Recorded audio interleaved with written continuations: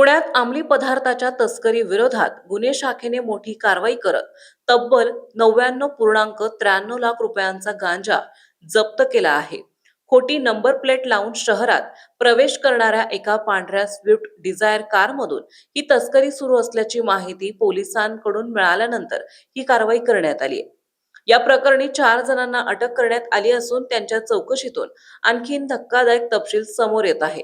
गुन्हे शाखेला मिळालेल्या गुप्त माहितीनुसार केसनंद वाडे बोलाई रस्त्यावर सापळा रचण्यात आला. वाडे बोलाई माता मंदिराजवळ संशयित कार अडवून तपासणी केली असता वाहनात लपवून ठेवलेले गांजाची 95 पाकिटे आढळून आली. या कारवर बनावट नंबर प्लेट लावण्यात आली होती, ज्यामुळे पोलिसांची दिशाभूल करण्याचा प्रयत्न झाला होता. कारसह जप्त केलेल्या या मालाची एकूण किंमत सुमारे 99.93 लाख रुपये असल्याचं सांगण्यात आलंय. अटक करण्यात आलेल्या आरोपींमध्ये मिवा कालीदार वाघमारे, विष्णू भागवत वाघमारे, हरीश श्रीपती दाबळे आणि मनोज अनिल सुरवासे यांचा समावेश आहे. हे सर्व आरोपी सोलापूर जिल्ह्यातील करमाळा तालुक्यातील रहिवासी आहेत.